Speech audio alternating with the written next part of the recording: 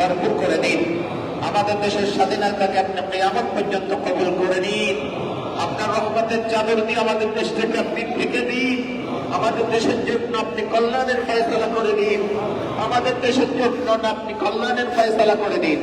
ইয়া আল্লাহ, ইয়া আল্লাহ, আমাদের সকলকে আপনি বাইতুল্লাহ জিয়ারত করার তৌফিক দান করে দিন। আপনার হাবিবের রওজার পাশে দাঁড়িয়ে সালাম দেওয়ার তৌফিক সকলকে দান করে দিন। শেষ ফরিয়াদ আপনার কাছে মাওলা, আমাদের সকলের জন্য আপনি জাহান্নামের আগুনকে হারাম করে দিন।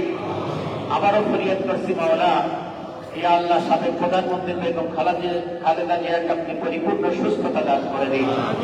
ইয়া আল্লাহ, আজকে যেভাবে আপনি আমাদেরকে আপনার ঘর মসজিদে একত্রিত করেছেন, এভাবেই যেন আবার আমরা জান্নাতে একত্রিত হতে পারি আপনি কবুল করে নিন।